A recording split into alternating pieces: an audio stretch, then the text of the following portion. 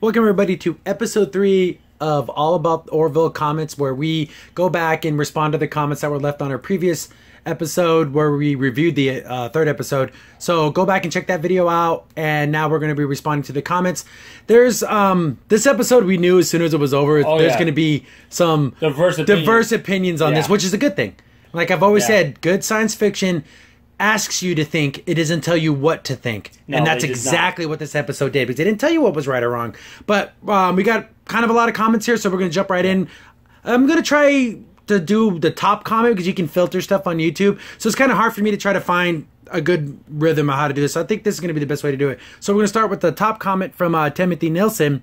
What a deep episode. Only the third episode too. Having Rudolph be the moral of the story that changes the mind was fantastic. If you want people to change their minds, children's stories are the way to go. The pilots were on point. The redhead pilot seems to be the heart of the show. He may be dumb, as they made a point in the courtroom. That was in the second episode, and when they were talking to him, he's kind of a dummy. He's really street smart. He is once again the one who comes up with the plan to save the day. I love the show. I didn't know how it was going to end, and they lost. If this is how they are going to go with the show, I see the show having a long life. And I agree. And I know this is a thread that has a couple of comments in it, so we'll probably throw a couple of these other comments in there too. But I agree. For a third episode, I was shocked that they would go with something with a controversial topic. Yeah, and like I said, like Crim said earlier in our previous podcast, saying this is something you would see in the third season of a good sci-fi show, not third episode. That tells you how good it was, because it seems like you have to be comfortable with the characters. You have to be comfortable in the environment like it. That tells you how much confidence they had in the show to have such an episode come out so early. And you say the redheaded pilot, yeah, that's Malloy. Yeah, Malloy. He's a funny guy. We can tell you that he has a whole lot of heart. He may not know all the specifics of something, but he has a moral compass that he believes in, and he's sincere about the things he does. So it's kind of cool that they use the children's story to get a real kind of, I guess the overall message is, whatever is your weakness, you can use it as your strength. Well, I was probably thinking, I can't tell Boris the right thing I want to do, but I know this card Claymation Classic will get my point across of what I want to say. And then you get some, again, like I said, there's some salt. There's some saltiness coming into things. So in that same thread, we got Blair M. Schumer. Yeah, if you want people to change their mind, children's stories are the way to go. If children are idiots, then sure. There's simple stories that speak straight to the heart. And that's the simplest way to explain something to someone, is with a simple story. I know some people try to use super complicated schemes to get a point across, but I think sometimes going simple is the best way. It's just easy to understand. How would you be able to convey something from an alien race that doesn't know the certain culture idioms to kind of get across what you want to say to them? Well, if you use a simple story like Rudolph, it works. Universal. So I just think kids get presents. If they have kids, they're going to understand that, okay, that kid's different, but that reindeer's trying to get presents to kids, but they're making fun of him. Like, like my kids. So you have to be able to bridge that gap, and that's the way to do it. Yeah, and the same thread. Issa Column. I'm sorry again if I say your username's wrong, but they'll be up there. I was surprised they lost. No happy endings here. Who says they lost? Who says who's the good guy? To the Moclan Society, they won, and the bad guys lost. So that's the thing. Perspective. I just think. Not to say that there was no happy endings, because it's a wonderful ending for the Moclan people. It's all a matter of perspective. I think if you're a Union officer, it was a bad ending. But if you're a Moclan, it was a good ending. That's how you're going to see it. And that's good sci-fi. And the person viewing it gets to decide that for themselves. Exactly. You make the decision as a viewer of how you take it. Yeah. And then we have, again, more salt, because that's what, sci-fi brings, the salt. Will Adams.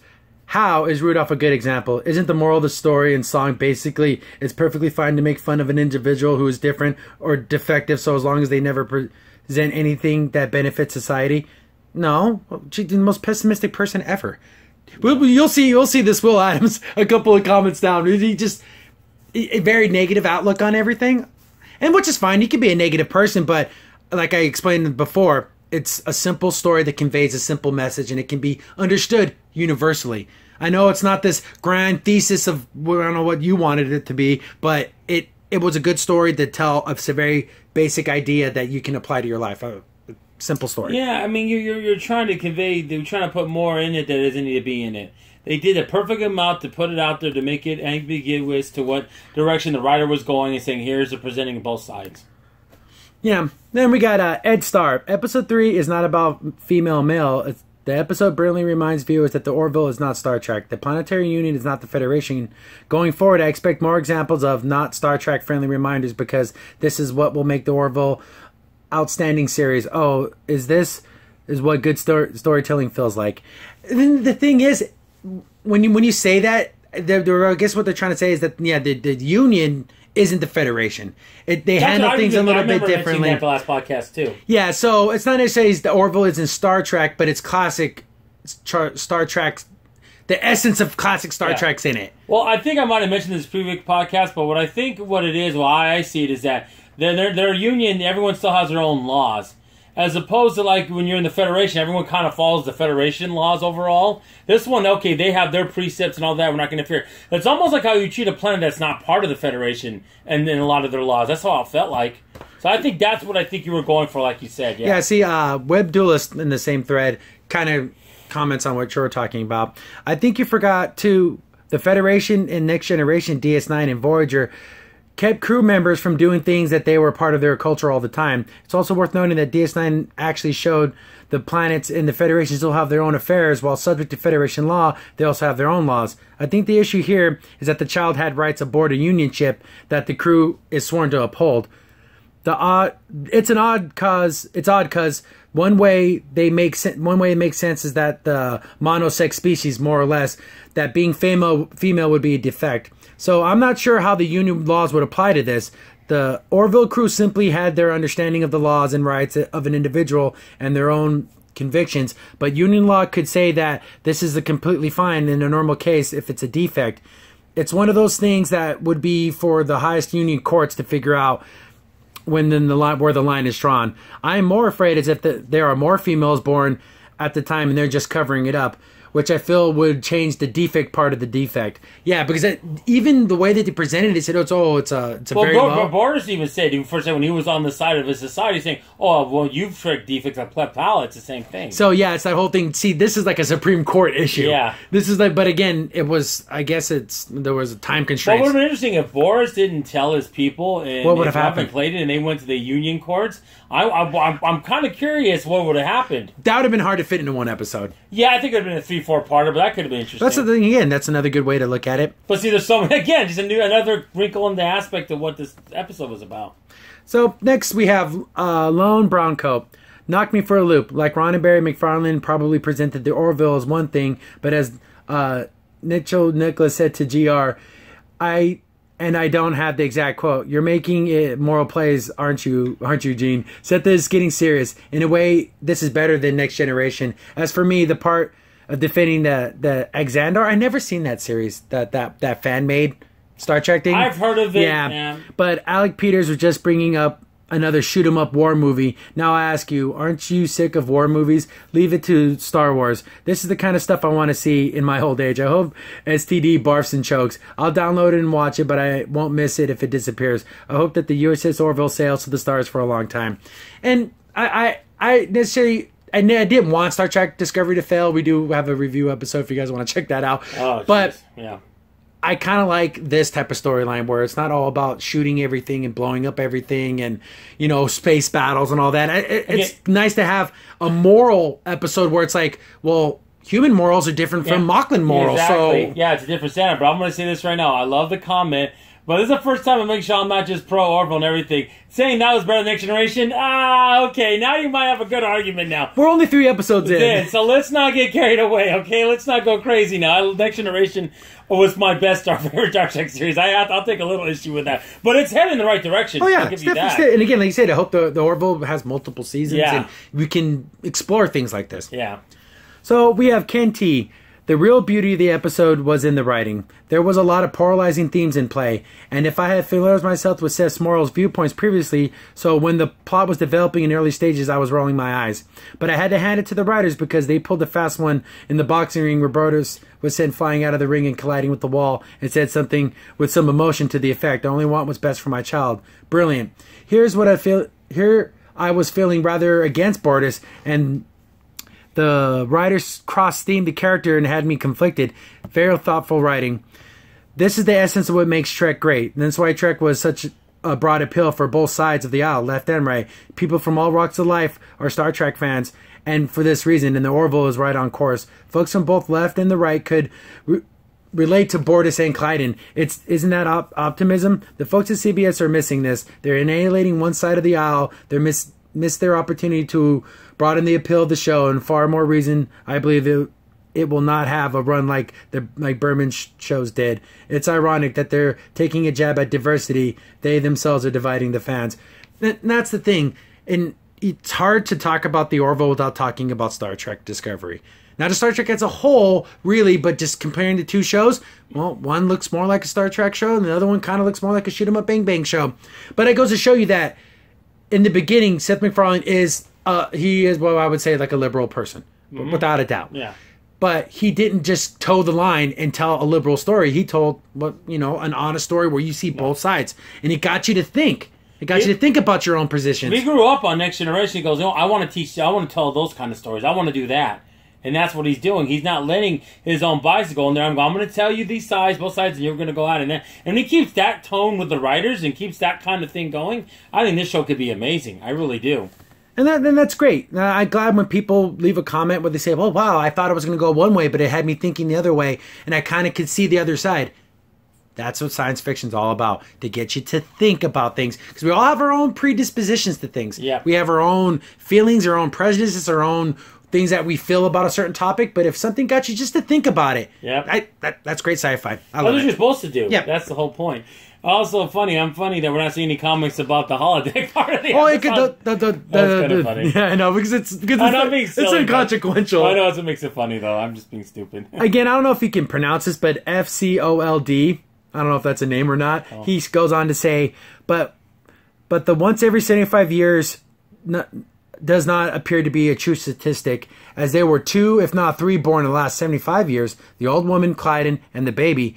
How do we know most aren't like Clyden, where they were born and their parents quietly get their change and never mention it? So the childs themselves don't even know. So that's the thing. Like, they say the 70% thing, but what if that number's way higher? Maybe it's millions. Maybe that's a whole nother issue. So when they say it's a defect, well, this is a lot more than a defect. Yeah. This is but if it's normal. a society willing to do this, and people go along with it, and there's a stigma. Like even Clyde's, even with what he said, he goes, I felt ashamed. I don't want to tell you, Bortus, because it's a stigma attached to it. Like, you're once a woman, it's just, that's how the society sees it. So that's why they keep it kind of quiet. That's See, I don't know if this is, there's a comment in the same thread. Extreme Tease said, the old woman is 150 years old, Clyden is 75, so there's your 75-year average. Did they mention their ages? I must have missed that. I don't think they might have. I'm not saying you're wrong. I might have just missed that. I might have to go back and look at that, because I don't know if. But again, we only have a sample of 4. Yeah. That's no way to do a statistic. No. You'd have to do a full planetary. I'm kind of hoping, myself personally, in future episodes they come back to this. Not right away, but hit us like maybe towards the end of the first season. Kind of talk about that. Maybe we find out it's a bigger number. I think that could be an interesting story if they do it. See, and that's the thing, because Clyden never would have known. No. If his parents didn't tell him. So how many Moclans out there were born female and they never knew about it? No. So there's your shadow statistic. The shadow numbers there, where if you never knew, then how do you report it if you never knew? So that's kind of thing I would like for them to come back to this whole topic, but I'm pretty sure they might not and just kind of leave it where it is. But that's another thing to maybe explore in next season. That's what I said. Maybe that's at the end of this season going to next season or something. That could be interesting. Everyone will be on bated breath to want to know what's going to happen there. So we got Dave Free here. I like that they tried to tackle an issue, but I think they overplayed the aspects of Alara. Twice she turned up to say that women can be as strong as men, but her race, being naturally stronger, kind of missed the point of the issue, was societal with the Moclan species. Moclans don't mind women from other cultures, from what I saw. I think the opportunity for more examination was missed. That said, this is the first time it's tackled an issue like this, so I'm looking forward to seeing what the writers can do in the future. Like we said, we agree. I thought Commander Kelly's part and how she made those arguments, like Glenn was saying, was kind of weak. I'll admit it was a little weak. They were elementary. Yeah. And again, and then she showed up twice to make the same exact argument. Yeah. And, I kind of see it, but I guess the overall theme of what they were trying to say, I don't know if this is what they were going for, but what I got out of it after thinking about it was nothing determined in her life to make her weak. Nothing determined in Malloy's life that he was going to be an idiot. So his gender didn't predetermine what he would become. So I think that's the angle they were trying to go with, but I think that kind of got lost in the whole, look how strong she is. Oh, yeah. Yeah, so I agree. It was kind of a... I mean, but again, if, from almost a perfect episode, there's going to be some... If there's one little flaw, it doesn't bother me. It's not breaking me by any stretch or making the episode less important or good. And this comic got a whole bunch of people responding to it. I'm trying to pick out a couple of them, so we're not here forever. So Blair M. Schneider said, yes, this was fundamentally stupid and disappointing and wrong-headed, and included mocking male genital mutilation.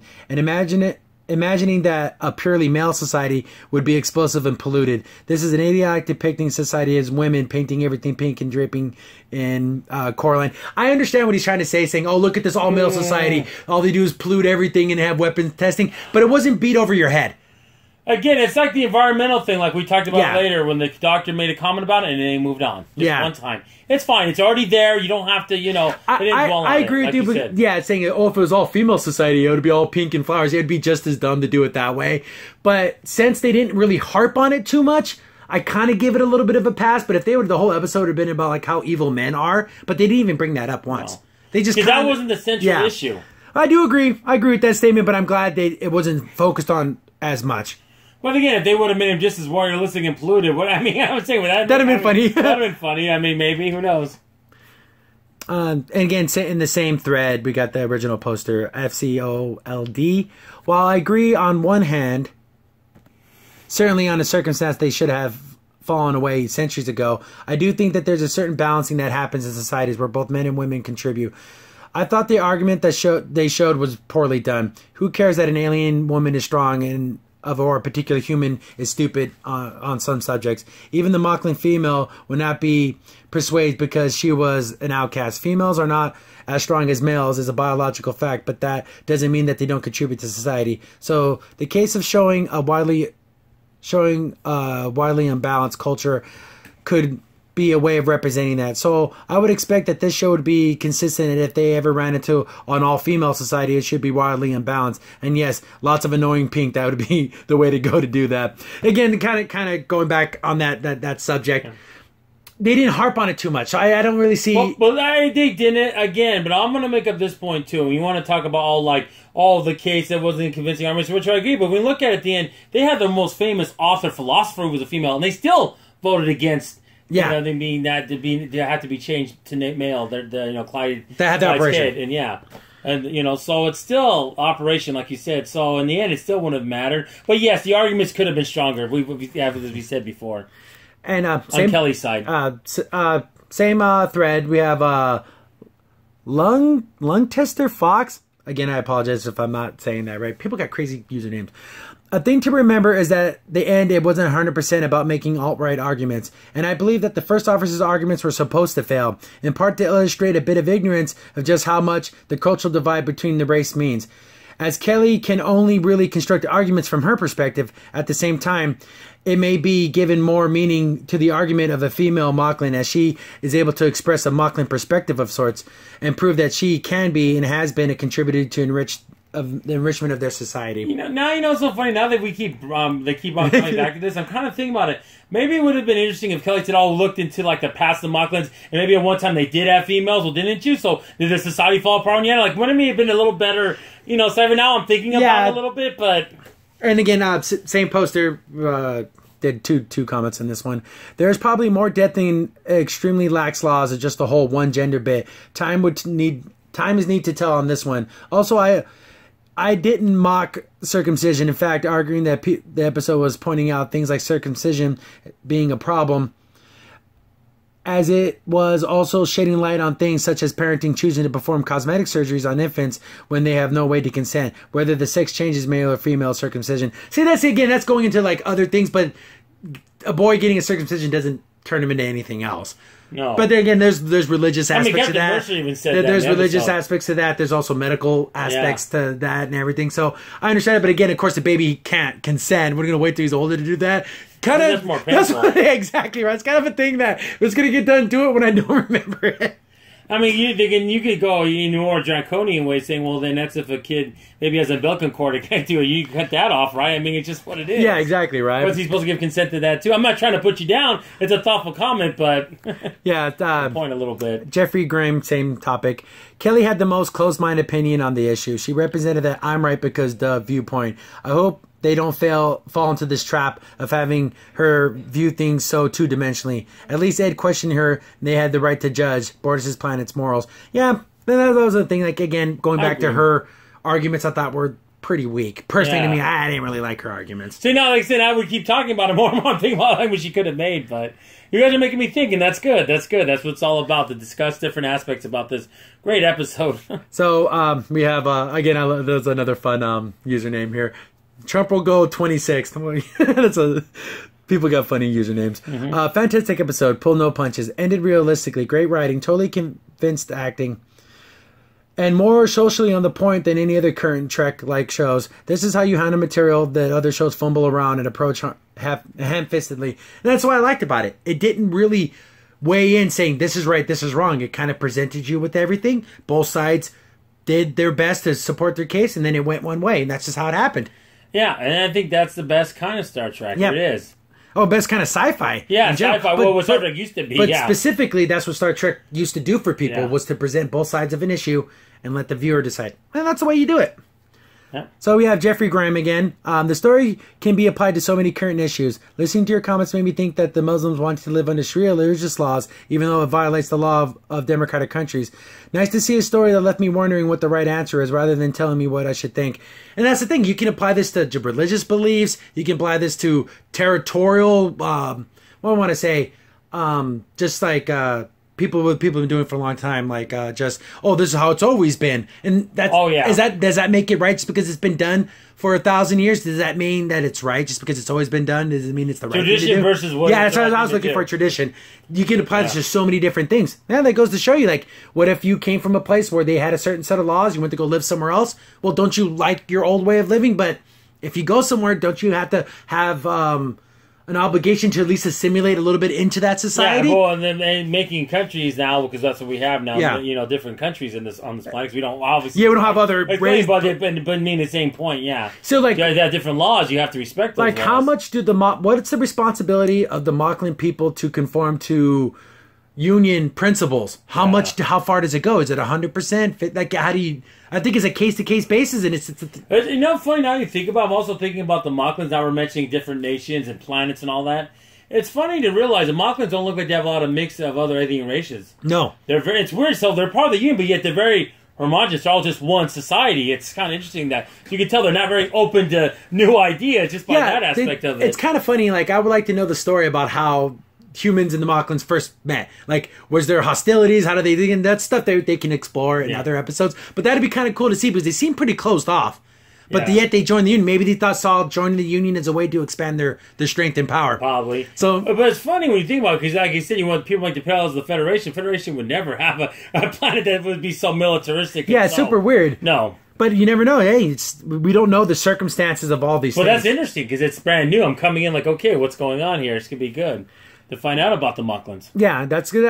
I really kind of want to really know about what's going on with these people, like their history, their future. What is their role in the Union? Like, maybe they're fighters for the Union.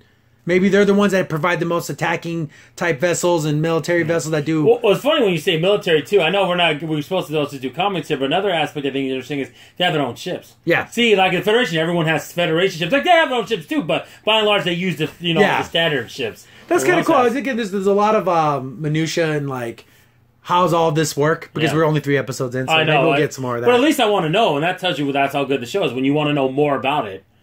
So we have the race is in. Elthram 1. Again, I'm sorry if I said that wrong. It was a good episode and definitely like classic Trek. They separated humans from sensitive issues and let the viewer look at things from a different perspective via an alien culture. The characters and the Union feel believable because they have realistically messy lives and quirks. The world is not dark and dystopian, but not a perfect utopia either. I think the court scene was realistic, and they did the best they could, shooting from the hip instead of becoming law hackers and win the day. The first officer took one class and was not a lawyer, but clever and a capable officer. It was bittersweet in the end, Felt genuine. I'm glad sci-fi can be fun again and tell a good story. Exactly. And again, we do have to remember that she took one class in international law. She's not a lawyer, and she was shooting from the hip. For like a year, right? Wasn't it? That's what. Yeah, well, one class, one semester. Yeah, so it's not like, but she didn't make it her major. So it was like something she took one time. But again, we have to also remember too, it's law class 400 years from now. Yeah. It would be like more advanced than one class in today's standards. But it is nice to have a show that can be fun. Again, I do like the fact that you brought up that. It's not a dystopia, but it's not a perfect utopia either. So It feels more grounded, even though it's about a spaceship, way in the future. It felt grounded. And of course, knowing we're falling fly, I'm glad everyone knows about pop culture things of today for some reason. Like that's still part of their society, which I think I really love too. So we got Chris McKay here. One thing they need to take into account, however, is that the males are not really males as we understand them. None of our males can give birth, but all their males can. This is more of a hermaphroditic race. Thinking of it in that way, the Moclans that just male or just female would be limited from a normal Moclan. I think using our understanding of male and female and applying it to a race is short-sighted, and somewhat misplaced moral superiority idea. A Moclan female would be indeed a birth defect as much as a human child being born hermaphroditic. A Moclan sex change for a female to male is likely not as much removing something but adding something. And I would imagine seeing all Moclans are hermaphroditic and as such half female. Well, yeah, kind of, but we never get into the nitty gritty about how, because again, they even ask, so Bortus laid an egg? They're like, well, how does that work? It's like, I didn't ask him. I didn't go into detail. Did it come off its butt? No, I didn't ask those questions. So, we don't know exactly how their whole gestation of the egg, how does it get fertilized and everything? Maybe I don't want to know those things. But, again, that perspective of seeing their races that way, but obviously males and females are being born. Yes. So even if it's a forced hermaphroditic race, it's still not their natural. I know it's not what we're talking about, but I wonder, can the female Moclans have a kid? That's funny. Exactly. Maybe they can. Maybe that's the opposite. But we don't know. Yeah. That's a funny thing. There's only one way to find out. Yeah, I know. So with that lady living in the cave, could she have a child? Because if the males lay the eggs, then I'm assuming in the other male fertilizes, kind of like how turtles have babies. So what would a female do? Could she lay an egg too? Probably not. Maybe. Oh, I don't know. See, now we're getting into this whole thing we just don't know enough about this race. We only know what they let us know. Well, yeah. I'm pretty sure we're going to learn more as it goes along. So here we go. Next one. I am Bubbles. Fly so high. Okay. I love these usernames. You guys are great. The only thing female on Moclan lived miserable, lonely life from an outsider's perspective. Caden was keeping his gender on birth secret because even though he is male now, he was born female and he carries a strong stigma. If being changed is so bad, how bad would it be to be unchanged? This is even supported by the fact that one female per 75 years is a wrong statistic because it's obviously not true. Parents on Moclan are obviously keeping it secret and not reporting it. Doctors are not reporting it. The government is really not investigating it, and it seems Moclans do not talk about it. And yet there are laws, standards, and update the medical procedure to fix it. And Bortus was not shocked when Clayton told him, which means it's not that uncommon. I think a sex change was the right choice for the Moclan child. And again, it's their society. And again, that 75 years thing, I think that's a little Where's the thing, blown up. If it wasn't for the human being involved in this, would anyone on their planet even know about this? No. Or anyone? Probably not. They probably would have kept it quiet. That's the thing, though. If the parents are embarrassed, ashamed of it, so they're not telling anyone. No. The doctor's performing the procedures. I'm pretty sure there's a doctor, patient confidentiality thing. They're not saying anything about it. So the government isn't knowing about it. So how did they get the 75-year statistic? It's got to be wrong. No, that was also another thing I was going to. I know it's the common one, but now I'm just thinking about these things as we're talking about it. Wasn't it funny when they found that female, they found a whole bunch of females? That would have been more interesting. I think that would have been a colony. Colony. Maybe they might have went if we got a colony of them, but. That would have been fun if they did that. And again, this comes up a lot. I do apologize that I think about it all the time. Lawrence Hogwood, Star Trek, please not track. I know. I'm sorry. I'm gonna say Star Trek. I'm sorry. Just when I talk about it, I really have to think about it and say Trek. So we're trying our best. We're trying to say Trek. I just say Star Trek. Sorry, I can't change. That's how I say it. I'm sorry. And then we have Sergeant Giggles, SGT Giggles. Yeah, I don't get why the critics were so harsh. They keep saying how the show is not interested in being a parody and more interested in being Star Trek. You know what? I'm a Star Trek fan, and I say good on Seth. You can totally appreciate the show. Yeah, exactly. And I just think those early misconceptions kind of put a lot of people off. But now that we're 3 episodes in, we know that this is a real legit sci-fi show. Oh, yeah, this episode totally blew it out of the water in that if you thought this was a parody again. Because I think some of these critics also wanted parody. I honestly think that's what they wanted. They wanted Spaceballs. Well, McFarlane didn't want to do that. So we have Shard 18. I'm with you guys. I was expecting Galaxy Quest, but got Star Trek. Actually, for me, it reminds me of Andromeda as far as tone. In one episode, they dealt with the race called the Nightshaders, who are hated, and they are tons of tadpole-like babies, and they eat everything. You start feeling bad for the villain as you learn how he got like that. I never watched Andromeda. I think I might have seen one episode. Apologies, I never have. So I can't. The thing you're referencing, I don't know. I don't want to be mean or get you to say anything provocative, but I'm sorry. It's a poor. I always thought John was a poor man's friggin' DS9, even though it might have been first. The DS9 just superior. It just Andromeda was a half-baked idea that they finished out. Yeah, because it's just, I don't know. Andromeda, Babylon 5, those shows. But the way that Star Trek Discovery is turning out, maybe we go back and watch old sci-fi shows. Yeah, because that's not the show for me. The new ones. And Bill 23799. If I was a defense attorney, I would have insisted the council watch Rudolph the Red-Nosed Reindeer. And they all sit down in the courtroom and watch it together. That would have been fun. That would have been a funny solution. That would have been great. And then we have TC, T-E-C-E-E. The episode is equivalent to genital mutilation argument. You know what? Again, that's something that happens here on Earth, and it's unfortunate, and I don't agree with it. And all it does is harm. It doesn't do anything. Yeah, when you get past circumcision, you start getting to that. Yeah, that's wrong. I'm sorry. Why would you want to do that to a female? No. That does nothing. That doesn't help them in the Moclan society. When you make them male, they're conformed to society, and then they live their lives as males, but they're not dysfunctioned in any way. No. See, when you do genital mutilation on a girl, you're physically hurting them, and it does nothing for them. And not socially or not anything. No, it's just harming them. It's harming them, and there's just no reason for it. Yeah, so I don't like thinking about that. Yeah, that's gross. It's just a disgusting thing. ST fanboy. I'm assuming ST stands for Star Trek. But did anyone realize that the Orville has a replicator room like in Enterprise D? Next Generation episode 411. And the ending was so Next Generation. Not the story-wise, but the shot of the ship passing by, the mix of feel of the music felt like Next Generation. It gave me tears. Yeah, I know. There's so many little scenes, even little music cues that remind me of Next Generation. I don't know, Crimson Time before, but like right before it goes to commercial, dramatic music, and it stops. Yeah, that's Next Generation. I love it. Yeah, it is. I love it. He did that intentionally. And it gets you hyped to sit and wait till those commercials. I got to get back to what's going to happen next. But yeah, the replicators. Very the replicators they did. I'm glad we saw that thing. They did, because I was wondering how do they make their food. Because I just want to know all the little aspects of it, because that's how much I enjoy in the show. But it's just great. And for me personally, sometimes I'm like, I want to watch it right away, but like, do I wait and record it and then watch afterwards so I can skip to the commercials? Like, I'm conflicted. I have to wait, but then I can see it quicker. I always kind of watch a show like 20 minutes behind. So as I skip commercials, I'm catching up, and I catch it at the end. Oh, yeah, so I have to go through those stupid commercials. And I didn't know if I was going to talk about this comment, but I don't like to shy away from anything.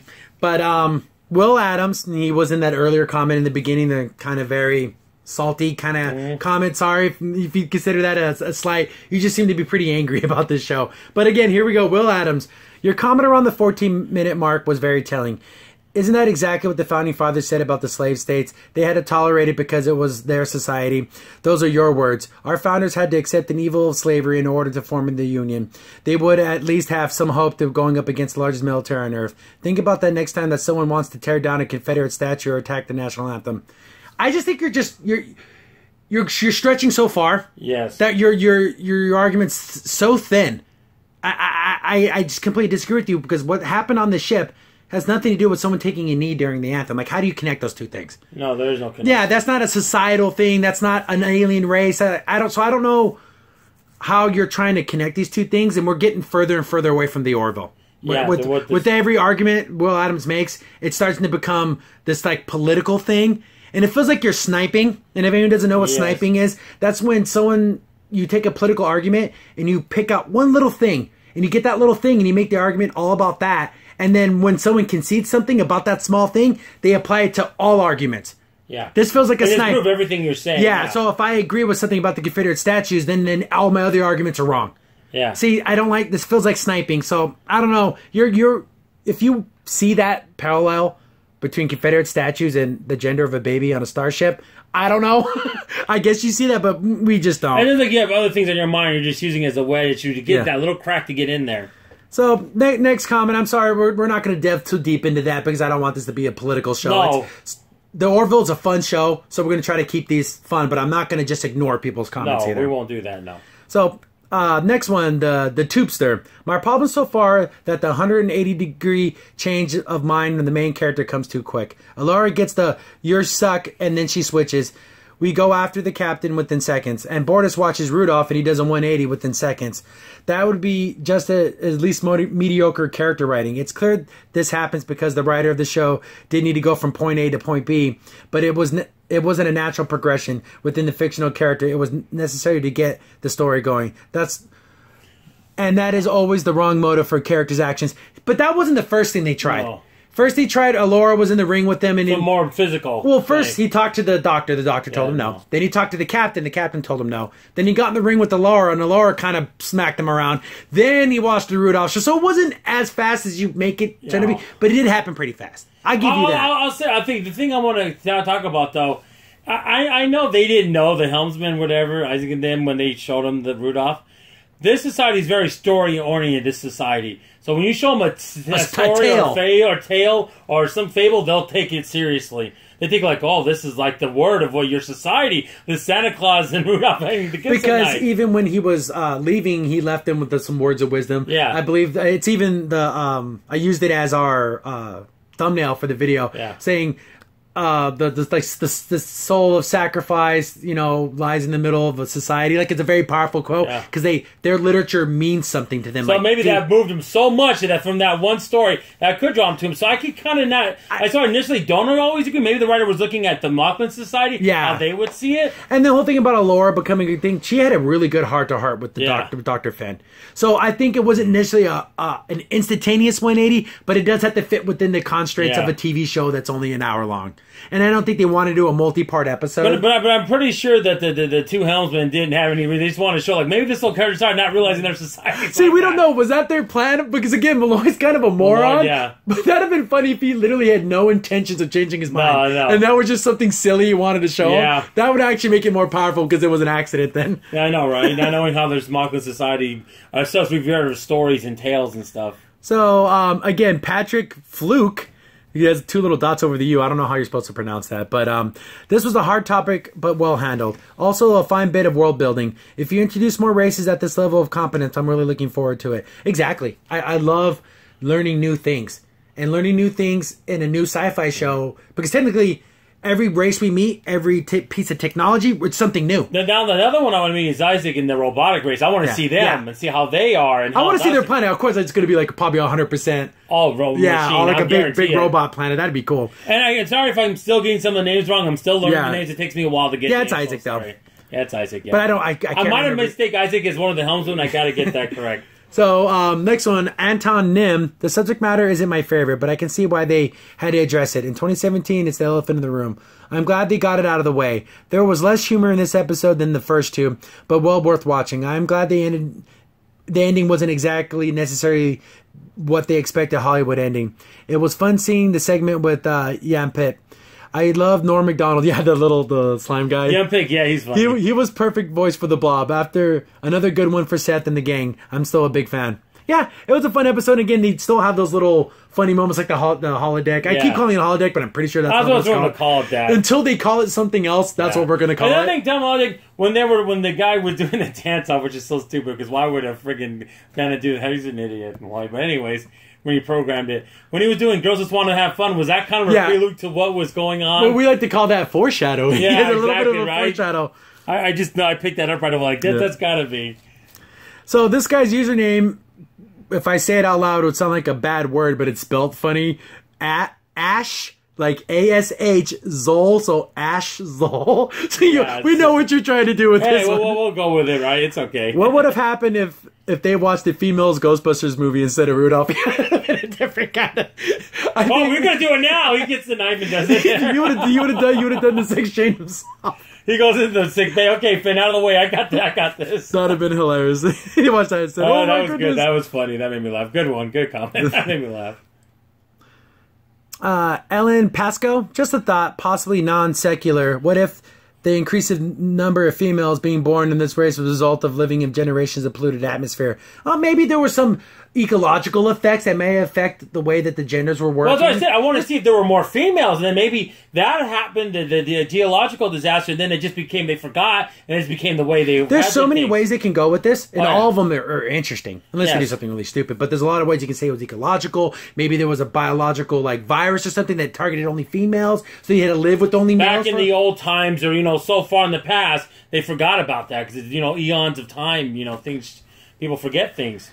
And then we're back with our friend Will Adams here. Again, it's trying to make all these kind of political arguments, but I'm not going to shy away from anything.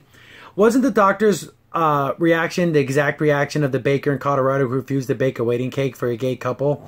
Didn't she use the same exact reasoning to go against on my moral beliefs that the baker used? Don't everybody on board the ship come down in support of the doctor's position for exact reasonings? Just asking.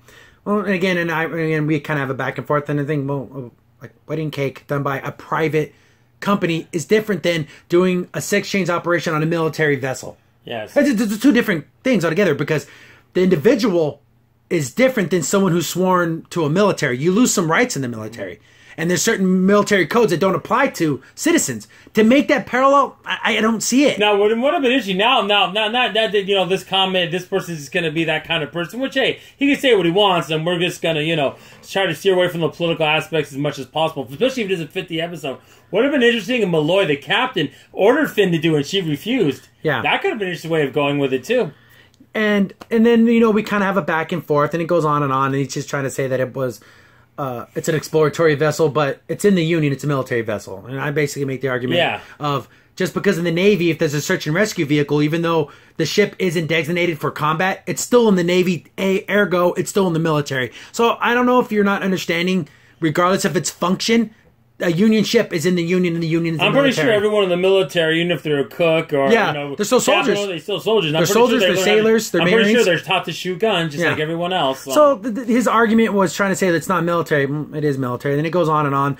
It's there if you guys want to go through the comments and read about it. But I just think I think he's sniping, and you try to snipe a political argument. And again, I don't want to get political, but if you're going to talk to me about it, I'm going to talk back. As long as you don't get nasty, I'll go back and forth. The thing is, this argument he makes, there's no real connection, but it's a little bit better than the one he made before. I wasn't even close to being good. That was just insane. This one's kind of a little off, but the other one was like out in where the buses don't come. Okay, it's just far out there. And then he goes on to bring up the thing about she had a moral objection and like that. Well, she had her professional opinion was there's nothing wrong with the child. I'm not going to perform a surgery. Yeah. Personal opinion, I'm not going to perform a sex change on a child. Yeah. You can have a professional opinion and a personal opinion. That is possible. Yes. Just like a lawyer will defend a murderer if he's a defense attorney, his moral inside of his heart probably thinks, yeah, this guy's a murderer, but my job as a professional. Sometimes in life you're lucky to have both your professional and your moral be the same and be able to stay the same. Most of the time it isn't. Sometimes it isn't. Like I couldn't say about the lawyer. Sometimes you're defending someone you can't stand. So, moving on. I've not even done it, but that's about it on that. So we got Shifty. I love the show. I really don't like Grayson or Lamar, but I worried Bortus was just to be a flat character. And that's the thing.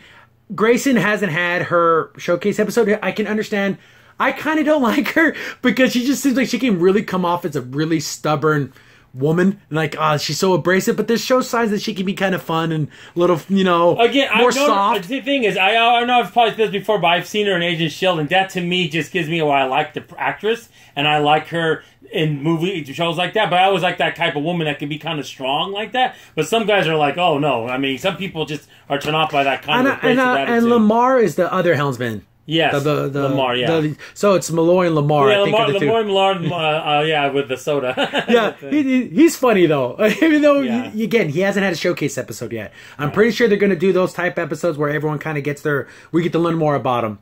And then in Bortus, he's flat in the same way that Worf was kind of flat. Like on the surface, you see, oh, he's just a military guy who's going to follow the rules, and that's how he is. But we got to see more of Bortus where he was feeling frustrated. He was feeling feelings of, why isn't everyone understanding the way I see things? See, we got to see more of Bortus, which I think was, I'm glad we got to see. But I think depth it's still, there. because it's kind of like the calm on top of the storm underneath it when things are getting a little rough, and you could see that come through.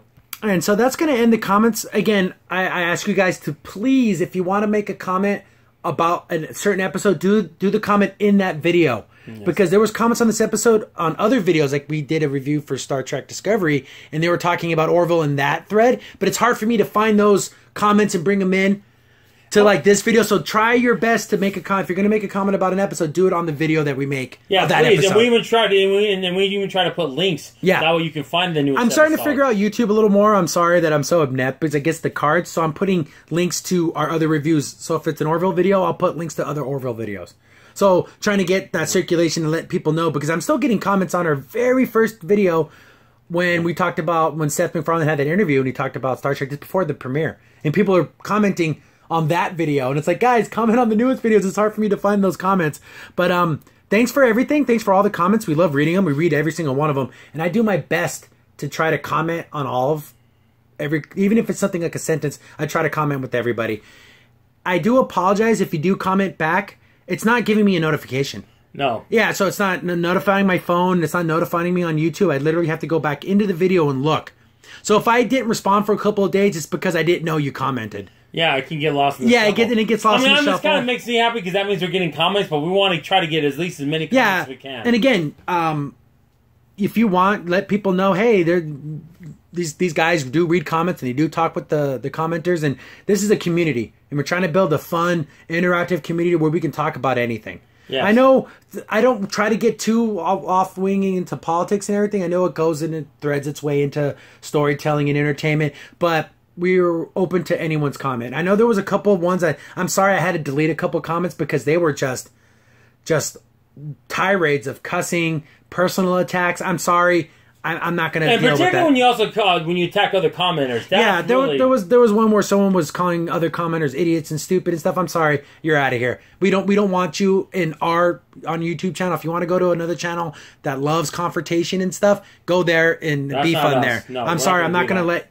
You can say what you want about me, and that's fine because I don't really care what you think when you come to a personal attack and you don't even know me. But I'm not going to let you attack other commenters. I'm just not going to do it. I'm not going to stand for that. So thanks for everything, guys. This video should be up right before. It's going to be up before the episode, the next episode, episode 4, and then we'll have that episode up the next. And day. we do these every Wednesday. Yeah. So this episode will come up every Wednesday night, Thursday morning. It should be live. Mm-hmm. But keep sharing, keep liking, keep commenting. We love talking with you guys, and reading these comments, I learned things like, oh yeah, that's a different way to look at this, and that's what science fiction is all about. Yeah, I mean, that one commenter was great when he talked about the age of the Moclans. I didn't even know they lived that long. I had no idea. Yeah, that's so cool that I learned things from watching the show. I learned things from interacting with you guys. We learned things just talking about it just in this little video. I've kind of changed my mind about a couple of things. And that's great. I love that. That's why I love science fiction. I would bring up a lot of what is, but I think that would be interesting because it gets me thinking about it. That's the whole essence of a science fiction show is to get you to think. And as opposed to Star Trek Discovery, what if Michael wasn't here in this? How much better would this? What if she was on this ship? She would have killed the Moclans. That's what she would have done. Or if she had or she wasn't in Star Trek at all. We had a real. And again, we have another question for you guys. Do you guys want us to do this with the Star Trek Discovery comments? Because that if you thought this, grown, I'm sorry, I just can't. If you thought there was salt in this comment section, man, our video on Star Trek Discovery is the Montezuma of saltiness. There's some comments in there that are like, wow, okay, I didn't insult you personally. I just don't like the show. And I guess a lot of people connect. If I like a show and someone doesn't like it, that means they don't like me. No. That's not what we're saying. We're not saying you're a bad person for liking Star Trek Discovery. We just didn't enjoy it, okay? It's okay not to like something. It is true. The problem is, and from other people saying they've seen the other episode, and I think 3's coming out this Sunday, Michael's such an abrasive character, and I've said before, it's just going to be hard to see anything good coming out of that because she's so aggressive. But if you guys like our perspective on it and you want us to watch it, hey, we'll do it for you guys because we'll watch it and we'll make a video. I don't want to become the angry, Star Trek Discovery nerd character, but it's fun. I understand there's an entertainment value to it, but if you guys like it, leave it in the comments. You want us to do more videos on Star Trek Discovery. You guys want us to primarily more focus on Orville. Just let us know. We'll take all comments are welcome, and we read them all. Right now, I'll be honest with you, even despite the first episode of me not liking Discovery, if it was on CBS, I might watch it every week. I'd watch every week. Maybe there's some type of other way of watching it without having to pay for it. Well, I don't think those things exist, right? No, not at all. not in 2017, they don't. So we're signing. On the internet. We're gonna sign off. We're looking forward to the next episode, and we'll do another one of these. I can't wait either. Thanks for all the comments. I've been your host, Crimson Sin. And 15 PCA. Thanks for watching. See you later. Bye.